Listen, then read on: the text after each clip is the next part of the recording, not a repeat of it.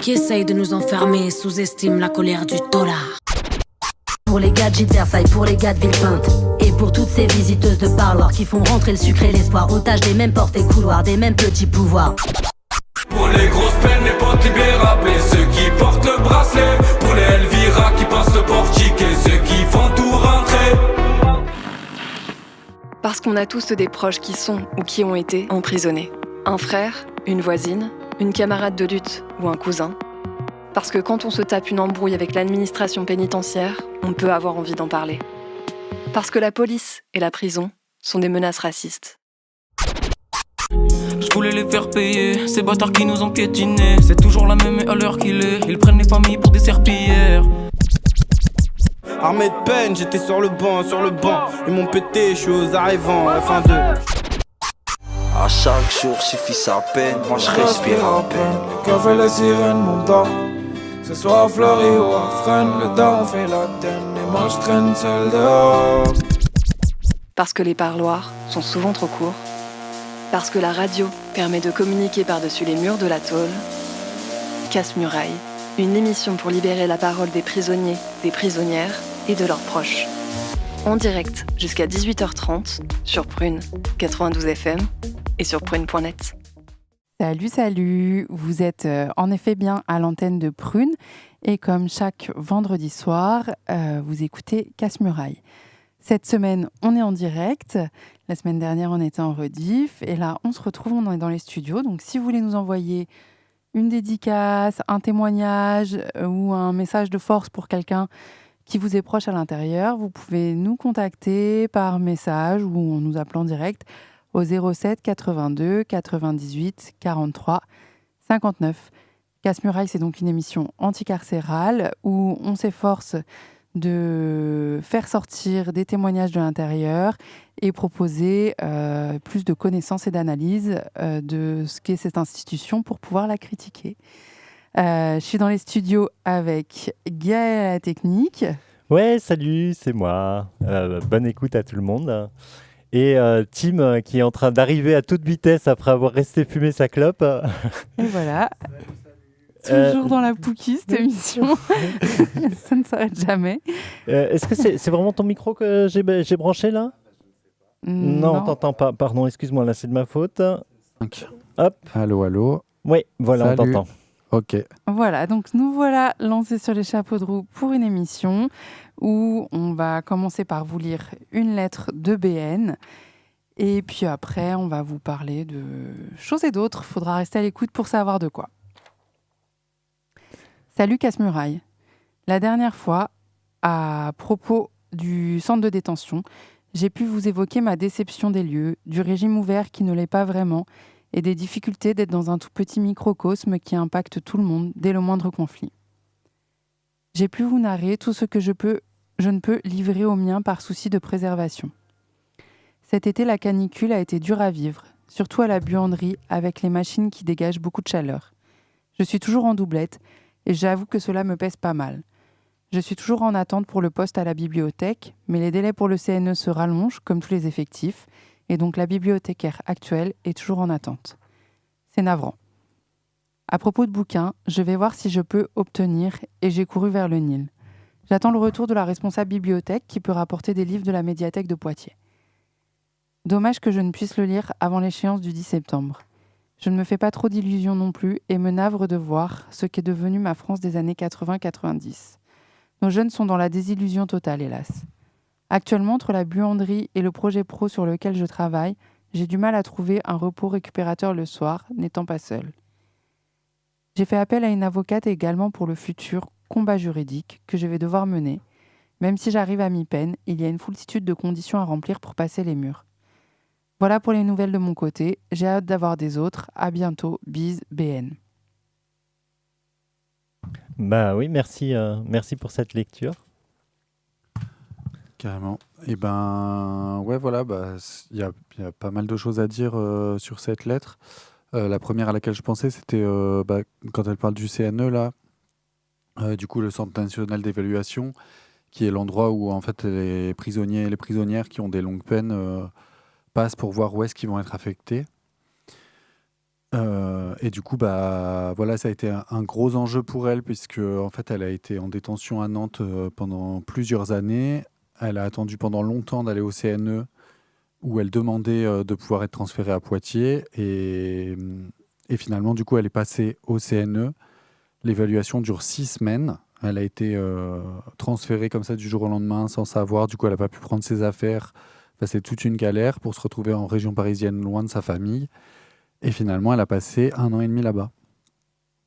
Voilà, du coup, tout le premier hiver, par exemple, elle n'avait pas d'affaires pour sortir en promenade, pour faire face au froid, et du coup, elle sortait plus en promenade et tout.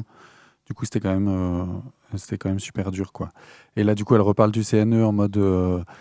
parce que peut-être elle prendrait le poste de la bibliothécaire qui doit partir au CNE, mais en fait... pareil, quoi, la bibliothécaire, ça met super longtemps à ce qu'elle puisse y aller. Et moi, ce que je vois là-dedans, c'est l'explosion du nombre de prisonniers et de prisonnières qui fait qu'en fait, la paix n'arrive plus du tout à fonctionner comme avant et que du coup, tous les délais sont super allongés et du coup, les gens galèrent et attendent. Et du coup, ça fait que tout le monde est dans une forme d'incertitude en permanence de savoir si oui ou non ils vont pouvoir être transférés, aller là-bas, puis obtenir l'établissement qu'ils veulent. Mais voilà, bon, c'est un des points, je trouve, qui est intéressant dans cette lettre. Et voilà. Et ce que je voulais dire, oui, sur le nombre de prisonniers, quand même, depuis 2019, il y a presque 25 000 prisonniers en plus. C'est-à-dire, en 2019, il y avait 62 000 prisonniers. Et aujourd'hui, on a dépassé les 86 000. Donc, c'est une explosion de la population carcérale liée aux politiques qu'on connaît. Et puis d'ailleurs, elle le dit bien dans sa lettre qu'elle est en doublette, alors qu'elle est en centre de détention. Donc en doublette, ça veut dire qu'elles sont 2 dans sa cellule, alors qu'elle est en centre de détention, et qu'en centre de détention, la loi prévoit un droit à l'encellulement individuel, et que donc en général, les centres de détention, jusqu'ici, n'étaient pas concernés par le fait qu'ils doivent être plusieurs en cellule et mettre des matelas par terre, etc. Et là, c'est en train de changer.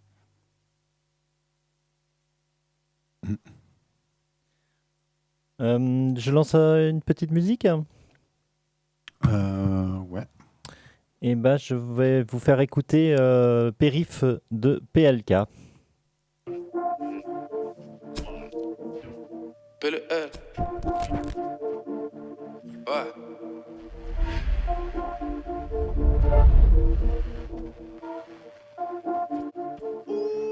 Hey, c'était un mec du 9-2, tu faisais les bolos à la gare, tu prends tes cafés dans un bar inter, tu passais à la barre. Ouais, sur la balance t'appuyais tard, savais ce qu'il a stup de sauce, tu les vois c'est déjà trop tard. C'était un mec du 9-3, tu visères, tu sors de la teuf, toujours de la conce, de la peuf, tu manges un 129, tribunal de Bobigny, t'as fini là-bas. Mineur capuché, ça repasse devant la victime qui pleure. C'était un mec du 9-4, forcément t'as une chicha, la nuit c'est tournoi FIFA, c'était caché, pampita, je fais la boxe à Vitry, arracheur de vitrine, tu traînes avec Vicky, tu veux les sous la Viking. C'était un mec du 9-5, forcément t'as un compète, jamais tu refuses ton tête, t'ouvres une pizza ou un grec. C'était un mec du 7-8, t'es nerveux, t'es sceptique, t'investis sur un petit, sur un projet 7 titres. T'as un book du 9-1, tu prends la voiture ou le train pour aller sur Paname, faire les sous dès le matin. Ça volait des saxos, si tu fais le fou ça te saute. Mais si ton zinc vient de Grigny, Babel et que ça te sauve. C'était un mec du 7-7, la violence à l'excès. Tu joues au foot, bon niveau, mais t'as tout quitté sec-sec. C'était un mec du 7-5, en banlieue t'as 7-5 qui te ramène des affaires, t'as une lame en extinct. Sur à quelle porte du périph', faut que la garde av la vérif. J'emmerde l'OPG, le shérif.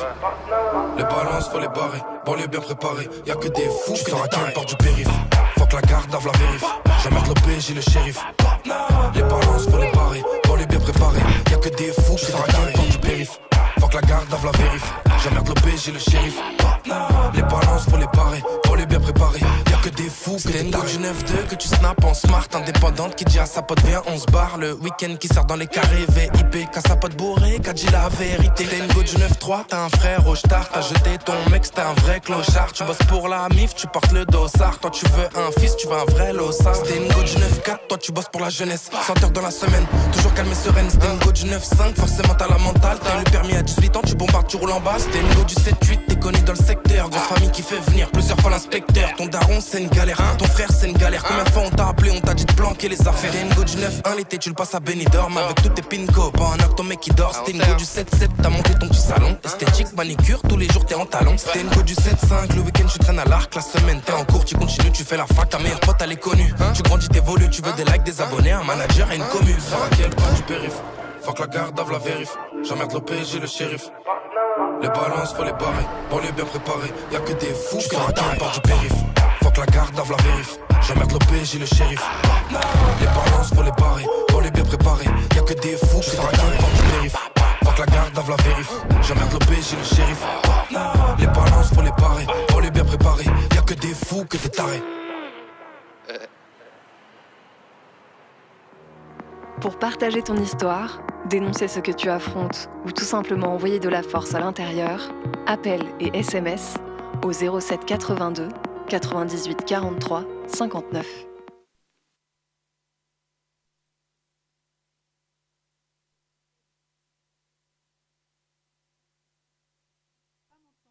J'entends pas, ouais. Ah bah moi si. Oui. Ah, ça y est. Donc, je disais, vous êtes toujours sur Prune à l'antenne de Casse-Muraille et on a écouté Périph' de PLK. Pour enchaîner, aujourd'hui, on va vous raconter une histoire. Cette histoire, c'est l'histoire de la doctrine pénitentiaire antiterroriste, c'est-à-dire qu'eux-mêmes se racontent une histoire sur ce qu'est le terrorisme et qui sont les terroristes qui les enferment. Et à partir de ce récit, l'administration pénitentiaire édite une stratégie et un tas de mesures pour les gérer, c'est-à-dire gérer les gens en fait, c'est ça qu'ils aiment faire, et ils ne les gèrent pas à la cool. Cette histoire, on en a appris une partie parce que Monsieur Bredin, Stéphane Bredin, qui était directeur de l'administration pénitentiaire de 2014 à 2019 et qui est aujourd'hui préfet du Calvados, a dû venir s'en expliquer à la barre de la cour d'assises antiterroristes au procès dont on vous a déjà un peu parlé au mois de juin.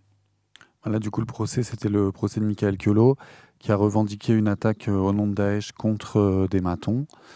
Voilà, et du coup, il passait en procès, lui, pour cette attaque. Et puis, il y avait 4 autres prisonniers qui étaient co-accusés, qui étaient soupçonnés d'être des complices.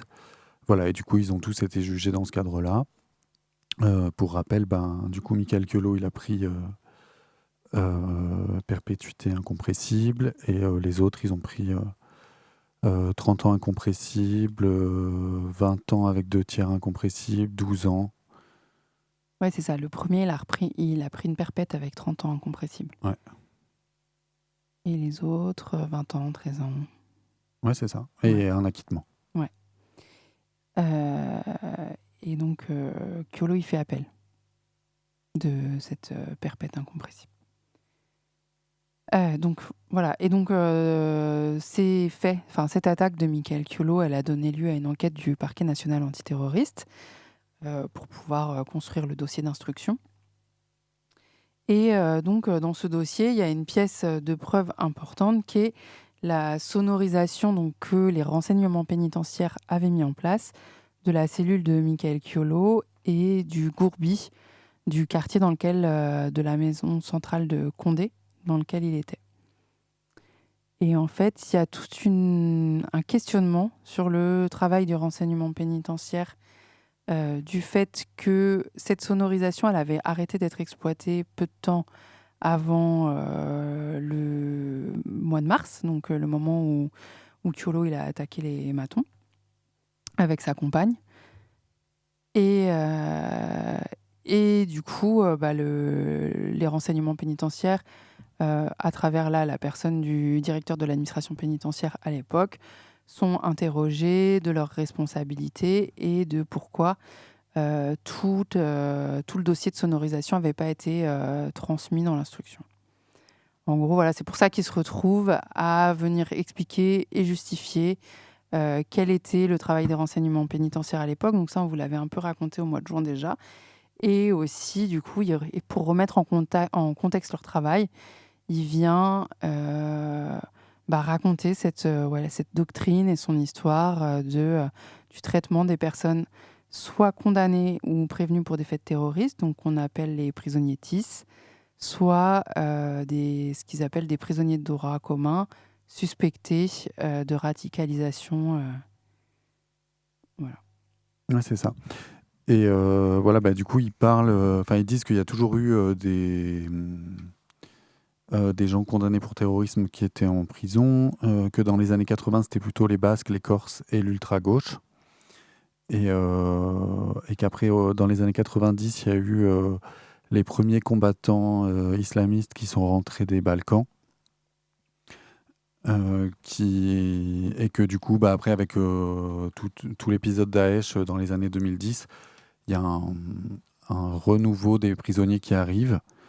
Donc voilà, donc il dit à la fois c'est quelque chose qu'on connaît, mais en même temps il y a une explosion du nombre de personnes, et du coup c'est pour ça qu'on a dû changer la doctrine de l'enfermement des personnes terroristes. Ouais. La deuxième du coup, il explique que la nouveauté, c'est le nombre de personnes. Et c'est aussi, donc ça, c'est ce qu'il raconte, lui, que à la différence des autres prisonniers terreaux qu'ils ont voulu gérer avant, la différence pour eux, c'est que c'est le caractère prosélyte des prisonniers terroristes islamistes. Voilà, ce qui change en fait pour eux dans la gestion des gens, c'est qu'avant, il y avait suffisamment peu de monde pour...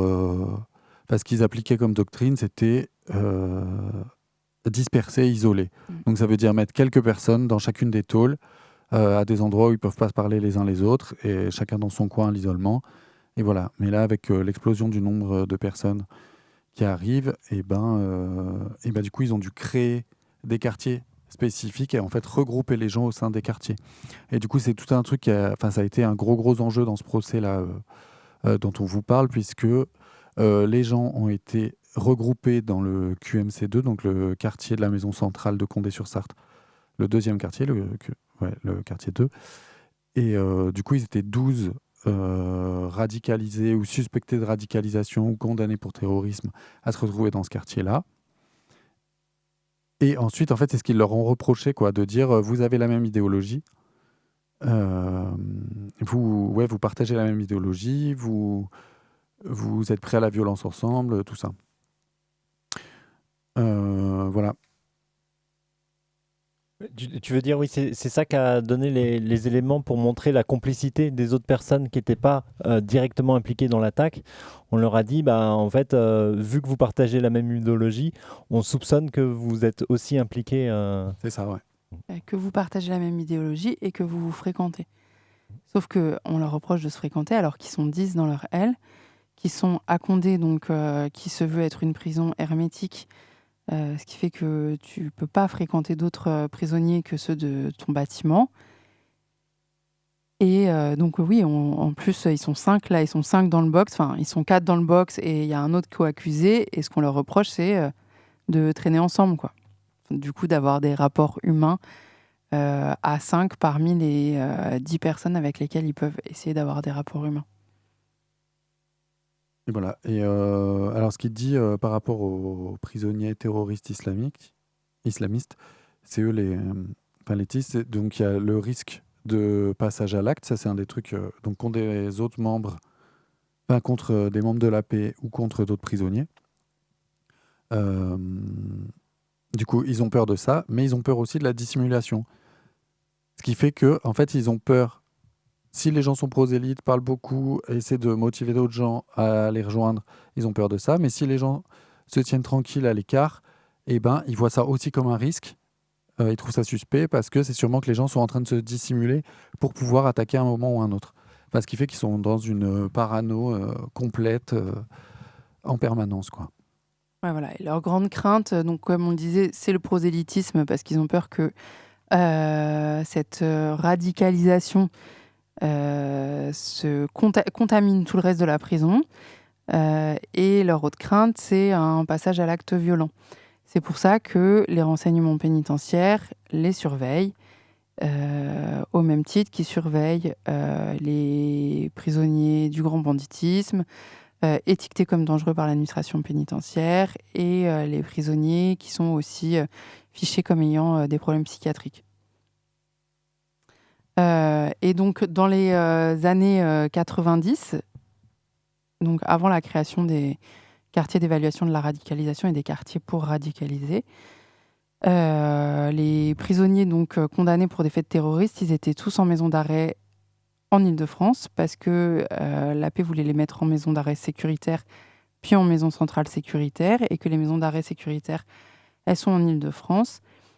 ce qui faisait que c'était pour eux et ils étaient tous au même endroit, donc c'était un problème pour l'administration pénitentiaire, qu'ils soient dans des maisons d'arrêt surpeuplées et vieillissantes pour pouvoir les surveiller comme ils voulaient. Donc en 2014, à Fresnes, le directeur, il a créé comme ça, à sa propre initiative, la première unité réservée aux radicalisés. Et c'est à partir de cette initiative-là que toute la doctrine actuelle va se formaliser. Et donc que l'administration pénitentiaire va se mettre à créer des quartiers d'évaluation de la radicalisation, de revoir une nouvelle grille d'évaluation spécifique de la radicalisation et ensuite de créer des quartiers pour radicaliser. Voilà, donc les gens, donc en fait c'est donc comment les gens se retrouvent en QER, donc en quartier d'évaluation de la radicalisation. Donc soit en fait c'est que les gens ont été condamnés, enfin sont condamnés ou prévenus pour des faits de terrorisme et du coup à ce moment-là ils sont orientés directement là-bas, mais ça peut être aussi des prisonniers de droit commun qui du coup selon leur grille d'évaluation, alors à savoir porter la barbe, refuser la télé, retirer des images suggestives. Et après, il y a aussi d'autres trucs. Il y a comment ils participent à des... Enfin, s'ils refusent de participer à des activités mixtes ou si, par exemple, ils refusent de serrer la main à leur SPIP ou voilà, ce genre de comportement, ça va aiguiller en fait les gens vers les QER. C'est dur là. Enfin, parmi les critères, il y a la télé et en fait la télé est payante. Donc en fait, il faut que tu payes la télé à des prix qui sont souvent quand même très très chers et pas toujours dans les moyens des gens pour montrer que en fait t'es pas radicalisé. Ouais, alors ouais, c'est ça. Ouais. Mais sachant que ça, du coup, en fait, il y a que à l'époque dans leur grille d'évaluation, il y a les 3 premiers critères que tu as dit, refus de la télé, barbe et retrait d'images suggestives. Et ça, l'autre Bredin, là, il le qualifie lui-même d'archaïque. Et il dit maintenant, on a évolué dans notre analyse de la radicalisation. On s'est affiné. Et donc, oui, ce qu'il estime être de l'affinement, c'était ce que tu continues à lister. Donc, leur grille de repérage, c'est, je le cite, des éléments traditionnels, les lectures, les discours et propos tenus en entretien au SPIP, des menaces aux surveillants, des saisies à la volée par la fenêtre de propos radicaux, ou dans les salles de convivialité ou au téléphone, en promenade ou au parloir, donc il les surveille partout. Il y a aussi la source co-détenue, donc ça c'est pour ceux qui arrivent à inciter à balancer les autres. Et donc, avec tout ça, les renseignements pénitentiaires se donnent les moyens adaptés de connaître la situation. Et ils observent aussi le comportement au sens large, donc comme tu disais, vis-à-vis du personnel féminin, par rapport aux activités mixtes, etc. Mais, enfin, bref, ils parlent d'une grille affinée, mais c'est juste une espèce d'espionnage duquel ils vont tirer les conséquences qu'ils ont envie de tirer, quoi. Avec des critères qui sont quand même relativement aléatoires. Moi, ce que ça m'évoque là, tout ça, c'est que c'est la prison qui radicalise les gens. Et en fait, la prison a créé elle-même un système où les gens ils sont considérés comme une sous-catégorie qui n'est pas reconnue par la société et qui est déjà élevée, érigée en ennemi. Et en fait, forcément, les gens, en fait, le discours islamiste, c'est aussi de dire, en fait, la société occidentale, c'est l'ennemi. Et en fait, la société occidentale se comporte en ennemi et en fait écrase les gens. Et du coup, moi, ça me paraît quand même un peu naturel, même presque sain, que les gens qui subissent cette condition commune de la prison intègrent une idéologie qui leur dit, en fait, là, la société qui vous fait subir ça, elle représente l'ennemi. Et en fait, le chemin, c'est d'être dans une rupture sans concession et dans une opposition sur tous les plans à cette société occidentale qui vous fait subir tout ce que vous êtes en train de subir dans la prison. Enfin, moi, ça me paraît... je comprends que l'administration pénitentiaire s'inquiète beaucoup de la radicalisation parce que, vu comment la prison, elle y contribue, je me dis ils doivent forcément être confrontés à ça à des moments, quoi. Ah ouais. Peut-être je voulais revenir vite fait sur les QER. Du coup, les gens sont évalués. J'arrive plus à retrouver pendant combien de temps. 16 semaines. Ça dépend, on parle de maintenant ou à l'époque? Ouais, bah, je me disais de parler de maintenant, ouais. Ah oui, voilà, ouais, 16 semaines, c'était à l'époque. Ok. Bon. Bah, là, je retrouve pas, mais en tout cas, voilà, une fois que les gens font ce stage d'évaluation de la radicalité, il y en a 10% qui sont envoyés à l'isolement. C'est-à-dire, c'est des gens qui se disent, c'est des gens radicalisés, on peut rien en tirer, du coup, on les isole. Mais du coup, ça veut dire que l'isolement, qui était un régime de détention spécifique et disciplinaire, se normalise et devient un régime normal pour des gens. Enfin, on en a déjà parlé, hein, il y a énormément de gens qui sont à l'isolement depuis des années et des années. Il y a 20% de gens qui partent au QPR, donc les quartiers de prise en charge de la radicalisation. Donc là, c'est essayer de faire changer d'idéologie aux gens. Et sinon, il y en a 70% qui retournent en détention ordinaire. Voilà. Et ça ne veut pas dire qu'ils sont sortis d'affaire, puisqu'après, ils ont toujours les renseignements pénitentiaires sur le dos. Et voilà. Et bah, après, les gens qui sont en QPR, le but, c'est que dans les 2 ans qui suivent, ils reviennent en détention normale, mais ils peuvent être prolongés tous les 6 mois dans ce quartier-là. Et donc, soit c'est un échec et ils finissent à l'isolement, soit c'est un échec pour la paix, je veux dire, soit ils retournent en détention ordinaire une fois que l'administration décide que finalement ils ne sont pas plus si dangereux que ça, quoi. Et du coup, pour décrire un petit peu ce qui s'y passe donc, dans les QPR, il y a une formation du personnel. Ils sont formés tout le temps, donc avant d'aller travailler en QPR et pendant les intersessions de 3 semaines. Donc il y a des intersessions entre chaque session de QER ou de QPR qui sont dédiées à la formation.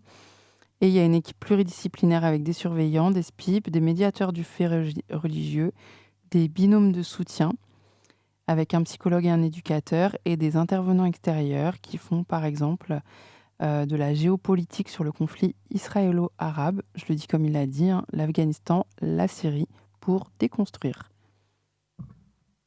Et donc en fait, si on en parle aussi, c'est parce que c'est quelque chose avec lequel ils font système. Pour vous donner un peu une idée de l'ampleur que ça a pris, donc en fait, il expliquait qu'entre 2017 et 2019, ils évaluaient l'ensemble des 500 premiers prisonniers condamnés pour des faits de terrorisme. Ouais. Et qu'aujourd'hui, ils en évaluent 300 par an. Voilà. Donc avant, ils en évaluaient une quinzaine par an. Donc c'est pour vous dire le nombre de personnes qui se retrouvent dans ces QER avec ce truc de se faire observer et la menace que ça ait une conséquence sur tout le reste de la détention, en fait.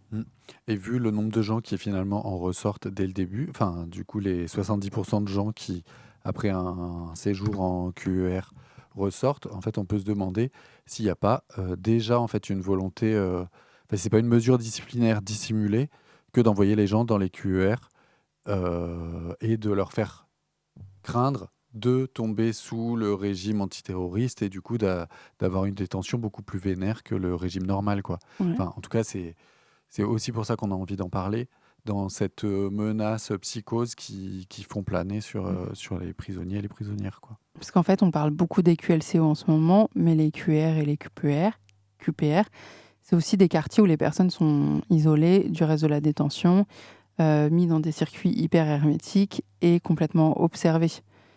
Où il y a une insécurité de ouf sur ce que le reste de ta détention va être, sachant que la menace, quand on estime que tu n'as plus ta place en QR ou en QPR, ça peut être une fin de peine à l'isolement total. Ouais, et du coup, en fait, c'est comme si petit à petit, là, ils sont en train de généraliser des tonnes de régimes spécifiques pour faire que tous les gens soient isolés, chacun dans son coin, et avec des menaces toujours plus fortes qui pèsent sur eux. Et du coup, moins de possibilités de s'organiser, toujours la crainte de se faire balancer par les uns ou les autres. Enfin voilà, ça,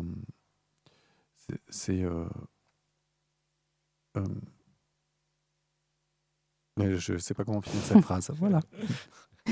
Mais d'ailleurs, il y a un rapport du CGLPL qui a été fait en 2019 sur ce traitement antiterror de la paix où ils sont super critiques. Évidemment. T'as pas dit c'était quoi CGLPL ? Le contrôleur général des lieux de privation de liberté. Donc c'est une institution qui va visiter les lieux d'enfermement et voir si les droits des personnes enfermées sont respectés et qui fait des rapports derrière. Donc c'est pas du tout abolitionniste ni ça n'a pas vocation à critiquer le système en tant que tel, mais par contre à quand même dénoncer le fait que les droits des personnes enfermées sont pas tous respectés par les administrations qui les enferment. Oui, c'est un outil de contrôle officiel reconnu par l'État, à la différence d'associations qui peuvent être critiques, mais qui n'ont pas le statut officiel, comme l'organisation internationale, l'Observatoire international des prisons. Le CGLPL, c'est vraiment un institut de l'État pour contrôler les prisons. Enfin, voilà, mais du coup, dans ce système de gestion antiterroriste de l'administration pénitentiaire, il y a vraiment un truc très kafkaïen, hyper malsain, où tu peux t'y retrouver sur des critères vraiment arbitraires et selon quelle est la personne qui est en train d'évaluer tes critères aussi. Est-ce que ça dépend un peu du directeur de la tôle dans laquelle tu te trouves. Et du maton que tu as en face de toi. Ouais. Parce qu'en fait, chaque agent pénitentiaire peut dire des choses et influencer le truc. Ouais. Donc en fait, c'est un des trucs que la CGLPL dit, quoi, que ça laisse trop de place à l'arbitraire des agents pénitentiaires, quoi. Ouais. Et d'ailleurs, il disait bien, Gredin, pendant son audition, que il avait, depuis 2019, ils avaient étendu leur grille d'évaluation et qu'elle était largement communiquée à chaque personnel pénitentiaire qui est en lien avec des prisonniers. Donc en fait, il y a des consignes à chaque maton de bien avoir à l'œil les prisonniers et prisonnières pour vérifier qu'ils ne sont pas radicalisés selon la grille qu'on vous a racontée tout à l'heure. Et donc le deuxième élément de ce truc hyper kafkaïen, c'est que ça peut avoir des conséquences qui ne sont pas prévisibles sur le reste de la détention. Et au-delà du reste de la détention, là, comme on vous l'a raconté, pendant le procès, il y a quand même 4 personnes qui se retrouvent co-accusées dans un procès pour une action à laquelle ils disent ne pas avoir participé et l'auteur dit qu'ils n'ont pas participé et que les éléments de preuve qui permettent de les condamner à perpète ou à des grosses peines, c'est des trucs d'avoir passé du temps et de s'être organisé sur des trucs avec leur codé. Et d'être... sur des trucs sur de la vie quotidienne, quoi. Sur de la survie en prison. Ouais. Et puis de l'échange aussi à propos de Daesh et tout, quoi. Mais quand même. Mais, ce qui n'est pas le quotidien de chaque prisonnier non plus. Mais voilà. En même temps, ils étaient ensemble justement parce qu'ils avaient été identifiés comme prisonniers, je ne sais plus comment ils disent, radicalisés ou quoi. Donc, bref, c'est complètement kafkaïen. Voilà, ça va être l'heure d'un autre morceau de musique. Tout à fait. Tu voulais l'annoncer ? Ouais, on va écouter Dame Min El-Hami. El-Habi. مين إرهابي مين إرهابي مين إرهابي مين إرهابي مين إرهابي مين إرهابي أنت إرهابي مين إرهابي مين إرهابي مين إرهابي مين إرهابي مين إرهابي مين إرهابي مين إرهابي أنت إرهابي مين إرهابي أنا إرهابي كيف إرهابي وأنا عايش ببلادي مين إرهابي أنت إرهابي ماكلني وأنا عايش ببلادي قتلني زي ما تلت أجدادي أجل القانون على الفاضي ما انت يا عدو بتلعب دور الشاهد المحامي والقاضي علي قاضي نهايتي بادي حلمك انقل فوق معنى آلية حلمك لآلية تصير بالمقابر اختار حرية ديمقراطية والله انكم ناسية من كتر ما اغتصبتوا النفس العربية هبلت ولدت ولد اسمه عملية انفجارية وهنا ديتنا ارهابية يعني ضربتني وبكيت سبقتني واشتكيت لما ذكرتك انك بديت نطيت وحكيت ما انتو بتخلوا ولاد صغار يرموا حجار ما لهمش اهل يدبوهم بالدار ايش كنو نسيت انه سلاح ضب الاهل تحت الحجار وعلق لما وجع الفار بتناديني ارهابي مين ارهابي؟ انا ارهابي كيف ارهابي وانا عايش في بلادي مين ارهابي؟ انت ارهابي ماكلني وانا عايش في بلادي ليش ارهابي؟ عشان دمي مش هادي حامي عشان رافع راسي وارض بلادي قتلوا حبايبي انا لحالي اهلي اتشردوا راح اضل انادي انا مش ضد السلام ضدي علي بده يقضي تراثي بده يمحي واللي بيحكي كلمه بشد ورا همه بيكون زلمه تعملوا منه رمه ومين انتو لسه امتى كبرتوا اطلعوا قديش قتلتوا قديش شتمتوا امياتنا بيبكوا ابياتنا بيشكوا اراضينا بيخطفوا انا بقولكم مين انتو كبرتوا في دلع احنا كبرنا في فقر مين كبر في وسع ومين كبر في جحر صار في داعي عملتوا منه اجرامي وانت يا ارهابي بتناديني ارهابي مين ارهابي؟ انا ارهابي كيف ارهابي وانا عايش ببلادي مين ارهابي؟ انت ارهابي ماكلني وانا عايش ببلادي امتى ببطل ارهابي؟ لما تضربني كف واعطيك خد تاني كيف تتوقع مني اشكر اللي اذاني تعرف ايش انت قولي كيف دخياني راكع ركبي وايدي مربطات عيون بالارض وجثث مزتتات بيوت مهدومه عائلات مشردات اطفال يتيمه حريه بكلبشات انت امر انت قتل احنا بنقبر ما علينا بنصبر وجعنا بنسطر اهم شي انك تحس بامان تريح وسيب لنا الالام ما هو دمنا دم كلاب حتى لا لما الكلب يموت في الرفق بالحيوان يعني دمنا ارخص من دم الكلاب لا دمي غالي راح ادافع عن حالي لو تناديني ارهابي مين ارهابي مين ارهابي مين ارهابي مين ارهابي مين ارهابي مين ارهابي مين ارهابي انت ارهابي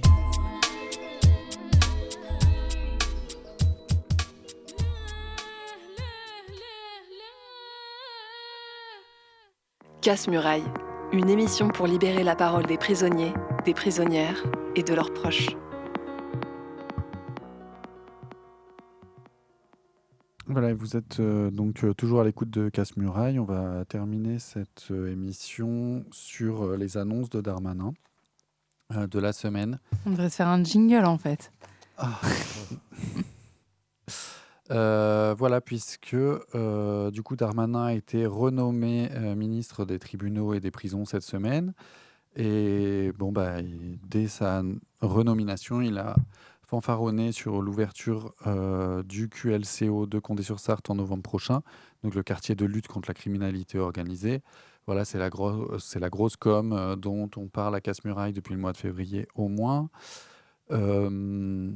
Voilà, du coup, c'est toujours c'est ce nouveau quartier qui est le quartier jumeau de Vendin-le-Vieil, là, le QLCO qui a ouvert au mois de juillet, qui compte 89 prisonniers. Et voilà. Et donc, voilà, à partir du mois de novembre, ils vont commencer à envoyer des gens dans ce nouveau QLCO à Condé-sur-Sarthe. Qu'est-ce que je peux dire là-dessus ? Voilà, ils annoncent les mêmes choses qu'à Vendin, hein, du coup. Sauf que là, il n'y aura que 40 personnes qui vont y être enfermées, entre guillemets. Hein. Voilà, c'est toujours avec des parloirs, avec une vitre blindée, un hygiaphone. Il n'y a pas d'UVF, donc des unités de vie familiale là, pour se retrouver pendant 2-3 jours en parloir prolongé en famille. Les gens n'auront pas non plus, ne pourront pas aller sur les terrains de sport. Et il n'y a qu'une promenade d'1 heure par jour qui est prévue. Voilà, et toujours des caillebotiers, des trucs, une sécurité renforcée aux fenêtres. Voilà. Là, ce dont il commence à parler, qui est un peu nouveau, c'est le risque de corruption des agents pénitentiaires. Il commence à s'en inquiéter, à se dire que sûrement, il y a plein de choses qui rentrent en prison. C'est peut-être aussi les matons. Mais d'ailleurs, je crois qu'il y a 5 matons qui se sont fait lever à Angoulême au petit matin pour une enquête pour des trucs qui rentrent dans la prison. Je sais pas comment en parler parce que ça fait genre... Chat. Merci. Et donc Darmanin, c'est que ses annonces, hein, il fait... Mais d'habitude, on évite de parler des annonces et on parle des choses quand elles sont concrètes. Le problème, c'est que Darmanin, il nous a quand même donné l'habitude d'aller jusqu'au bout de ses plans machiavéliques. Et donc là, il en profite pour annoncer que comme c'est un succès, ces petits QLCO, il va en faire construire dans 4 nouvelles prisons. Donc, il annonce un QLCO à la maison centrale de Valence, à la maison centrale de Réau, donc sud-francilien, un dans la nouvelle cité pénitentiaire de Saint-Jean-du-Maroni en Guyane, et un... Ouais, ça là, c'est un peu du réchauffé. Ouais, et un Aix-en-Provence. Ouais. Ah oui, en Guyane, ça avait fait beaucoup parler parce que ça avait beaucoup choqué en Guyane là, qu'il y ait encore l'héritage un peu colonial de on n'a qu'à faire un bagne là-bas. Surtout que dans la manière de formuler l'annonce, il y avait un peu surfé là-dessus aussi la première fois. Oui, en mode on va envoyer des criminels de France métropolitaine vers la Guyane, ce qui est un peu une ligne rouge pour l'instant. Enfin, c'est-à-dire qu'il y a des gens, des anciennes... des prisonniers d'outre-mer qui sont envoyés en métropole pour purger leur peine, mais à l'inverse, ça se passe pas trop, quoi. Mais après, on peut imaginer que ça sera un QLCO pour les personnes qui sont arrêtées sur du trafic, justement, dans la mer des Caraïbes. Donc, 2 nouvelles maisons centrales qui seraient équipées d'un QLCO. Ça donne l'impression qu'il a envie aussi de généraliser le fait que ces QLCO existent dans toutes les maisons centrales. Et après, il y en a un sur un centre pénitentiaire où il n'y a pas de maison centrale, à Aix-en-Provence, mais qui est proche de Marseille. Donc aussi, peut-être pour pouvoir détourner les décisions administratives qui empêcheraient les placements en QLCO au titre des liens familiaux. Voilà, c'est un peu parce qu'on s'est un peu demandé là pourquoi dans ce truc de on envoie des gens loin de leur famille et tout, sachant que le narcobanditisme dont ils parlent tout le temps, c'est surtout à Marseille. Et du coup, il y a toujours ce truc d'envoyer les gens très très loin de chez eux pour les briser en fait. C'est quand même ça le but. Et du coup, on se demandait pourquoi en ouvrir un à Aix-en-Provence, tout à côté de Marseille. Et voilà, du coup, est-ce que c'est juste pour pouvoir justifier que, oui, on envoie les gens loin de chez eux, mais parce que le petit QLCO à côté de Marseille, il est plein? Ou est-ce que c'est pour pouvoir dire, non, je sais plus trop. Moi, ça se trouve, c'est pour mettre les Parisiens, déjà. Ouais, mais moi, je me dis que c'est peut-être juste simplement pour... déjouer des problèmes d'inconstitutionnalité ou de censure du Conseil d'État de placement au QLCO. Peut-être qu'on va se dire au revoir là-dessus. Oui. À part que il y a Sarko qui va rentrer en tôle mardi quand même. Mais oui. Alors, je sais pas si on va continuer à soutenir tous les prisonniers, peut-être sauf un. Courage Nico, la sortie c'est sûr. Surtout pour toi. Et avant de se dire au revoir, on voulait quand même vous annoncer la sortie d'un bouquin qui s'appelle Mange ta peine, recette du prisonnier à l'isolement, écrit par Mauben et édité aux éditions du Bout de la Ville. Il est sorti aujourd'hui. Et les éditions du Bout de la Ville, les livres sont gratuits pour les prisonniers. Donc si vous voulez en recevoir, vous pouvez nous contacter et on fera la demande, on pourra vous l'envoyer. Voilà.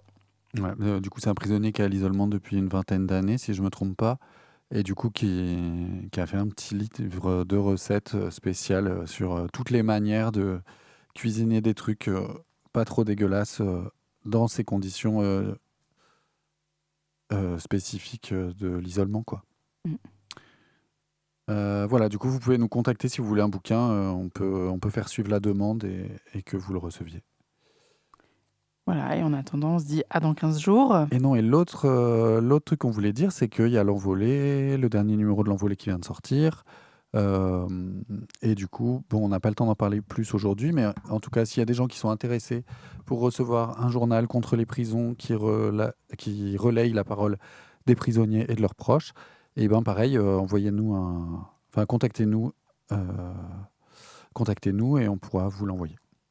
Yes, et au passage, je rappelle les contacts. Donc, vous pouvez nous contacter ou nous envoyer des SMS ou des vocaux au 07 82 98 43 59.